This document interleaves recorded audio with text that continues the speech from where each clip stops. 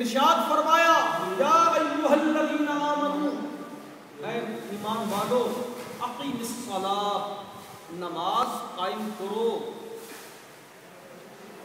اسے اللہ کا خوف نہ آیا کہ اللہ تبارک و تعالی نے ارشاد فرمایا یتساءلون عن المجرمین، مجرموں سے پوچھا جائے گا، جہنم میں جانے والوں سے پوچھا جائے گا، سوالات ہوں گے۔ یہ مسلمان تھے اس لیے ان سے پوچھا جائے گا، کافر نے تو جانا ہی جہنم میں، مگر جب مسلمان قیامت کے روز جہنم میں داخل کیا جا رہا ہوگا، ان سے پوچھا جائے گا ما سلککم فی سقر، تم جہنم میں کیوں آ گئے؟ سقر جہنم کا طبقہ ہے، تم جہنم میں آ گئے، ارے تم تو مسلمان نہیں تھے، تم جہنم میں کیوں آ گئے؟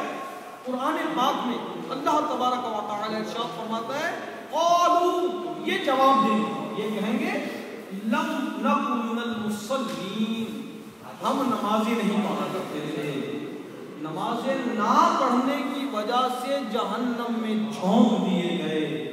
تو میرے پیارے اسلامی بھائیوں، کیا یہ دنیا کی محبت نہیں کہ دنیا کمانے میں اس قدر مصروف ہو گئے کہ اللہ کے فرمان کو بھول بیٹھے، نماز کو قضا کر دیا۔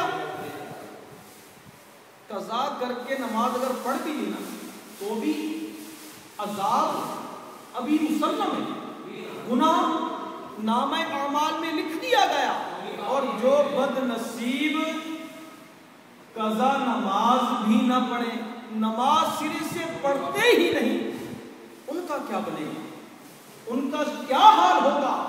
میرے پیارے آقا صلی اللہ علیہ وسلم ارشاد فرماتے ہیں جب بے نمازی کو قبر میں اتارا جائے گا تو دونوں طرف سے دیواریں مل جائیں گی، پسلیاں ٹوٹ ٹوٹ کر یوں، آپ نے ارشاد فرمایا پسلیاں یوں ایک دوسرے میں پیوست ہو جائیں گی، اور قبر میں آگ بھڑکا دی جائے گی، ایک خوفناک مہیب سانپ قبر میں داخل ہوگا۔ حضور سید عالم صلی اللہ علیہ وسلم ارشاد فرماتے ہیں یہ سانپ کہے گا اے بے نمازی، میرا نام ہے الشجاع الاقرع، یہ اپنا تعارف کروائے گا اور کہے گا تجھے فجر کی نماز قضا کرنے کی سزا کے طور پر ظہر تک ماروں گا، ظہر کی نماز قضا کرنے کی سزا کے طور پر عصر تک ماروں گا، عصر کی نماز قضا کرنے کی سزا کے طور پر مغرب تک، اور مغرب کی قضا کرنے کی سزا کے طور پر عشاء تک، عشاء کی قضا کرنے کی سزا میں فجر تک مار لگاؤں گا۔ فرمایا جب یہ ایک مرتبہ ڈنک مارے گا بندہ 70 گز زمین میں دھنس جائے گا، اس کے لوہے کے لمبے لمبے ناخن ہیں، یہ نکالے گا پھر مارے گا، اور قیامت تک اسی طرح عذاب دیتا رہے گا۔ میرے محترم پیارے اسلامی بھائیوں، دنیا کی محبت میں ہم ایسے مشغول ہو گئے، ایسے منہمک ہو گئے کہ رب کے فرمان کو بھول گئے، تو پھر سزا بھگتنے کے لیے ہمیں تیار رہنا چاہیے۔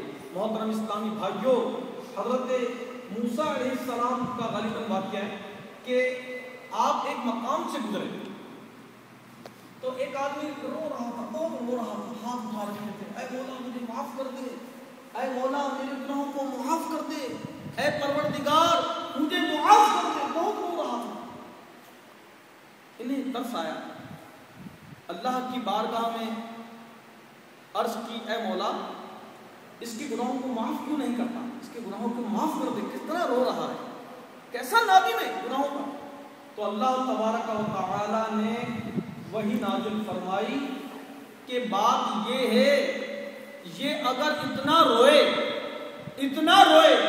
روتے روتے اس کا مغز بھیجا آنسو بن کر بہہ جائے اور ہاتھ اٹھائے رکھے حتیٰ کہ ہاتھ اس کے جھڑ جائیں تو بھی میں اس کے گناہوں کو معاف نہیں کروں گا۔ وجہ یہ ہے کہ یہ دنیا پر فریفتہ ہے اور شیفتہ ہے۔ یعنی اسلامی بھائیو، دنیا کی محبت میں پڑھ کر رب کو بھولنا یہ بہت بڑی آفت ہے، دنیا ہمارا ساتھ نہ دے گی۔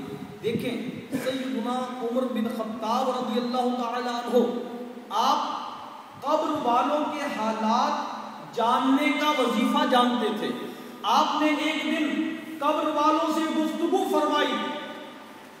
شرح الصدور میں لکھا ہے امیر المومنین سیدنا عمر فاروق اعظم رضی اللہ تعالیٰ عنہ ایک قبرستان سے گزرے تو کہا السلام علیکم یا اہل القبور، اے قبر والوں تم پر سلامتی ہو.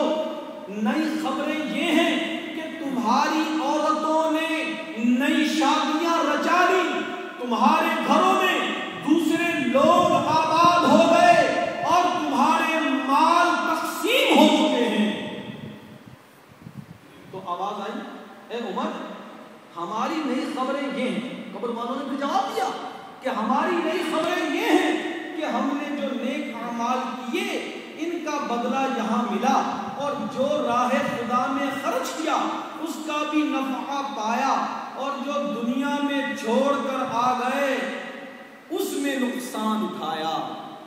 میرے محترم اسلامی بھائیوں، ہماری بیوی، ہمارے بچے، ہمارا مکان، ہماری جاگیر، ہمارا بینک بیلنس، ہماری کار، ہماری زمینیں، ہمارے کھیت، ہمارے کھلیان، ہمارے باغات، ان کا تعلق دنیا سے ہے. جب ہمیں موت آئے گی سیدنا ملک الموت علیہ السلام تشریف لائیں گے، روح قبض کر کر جب لوٹ جائیں گے تو یہ ہماری جاگیر، مکانات، روپیہ پیسہ، بینک بیلنس ٹھیکریوں کی مانی یہ ہمارے کام نہیں آئے گا. ہمارے کام کیا آئے گا؟ ہمارا اچھا عمل، ہماری نیکیاں، وہ دولت جو دین کے راستے میں خرچ کی تھی، وہ دولت جو اپنے عزیزوں رشتہ داروں کی مدد کرنے کی غرض سے خرچ کی تھی، وہ دولت جو مسجد بنانے میں خرچ کی تھی، وہ عمل جو اللہ کی رضا کے لیے کیا تھا، وہ ہمارے ساتھ قبر میں جائے گا. تو پیارے اسلامی بھائیوں، زندگی بے حد مختصر ہے. دیکھو قرآن مجید کی آیت مبارکہ پڑھ کر یقین مانے روٹے کھڑے ہو جائیں. یہ آپ آیت آپ کی خدمت میں پیش کرتا ہوں. اللہ تبارک و تعالی ارشاد فرماتا ہے سورہ دخان پارہ 25 آیت نمبر 25 تا 29 ترجمہ کنز الایمان. کتنے چھوڑ گئے باغ اور چشمے اور کھیت اور عمدہ مکانات اور نعمتیں جن میں فارغ البال تھے. وہ موجیں کرتے تھے. کئی زمیندار ہیں، کئی پشتیں گزر گئی، ان کو کام کرنے کی ضرورت ہی نہیں، زمینوں کی آمدنی آ رہی، مزے سے زندگی بسر کرتے. جن میں فارغ البال تھے ہم نے یوں ہی کیا اور ان کا وارث دوسری قوم کو کر دیا تو ان پر آسمان اور زمین نہ روئے اور انہیں مہلت نہ دی گئی. دولت دنیا یہی رہ جائے گی، غافل انسان ساتھ نیکی آئے گی. جگہ جی لگانے کی دنیا نہیں ہے، یہ عبرت کی جا ہے، تماشا نہیں ہے. ملے خاک میں اہل شان کیسے کیسے، مکی ہو گئے لامکاں کیسے کیسے، ہوئے نامور بے نشان کیسے کیسے، زمین کھا گئی نوجوان کیسے کیسے. تجھے یہی تجھ کو دھن ہے، رہوں سب سے بالا، وہ دولت نرالی تو فیشن نرالا. ہم کو یہی دھن ہے، سب سے بالا رہے.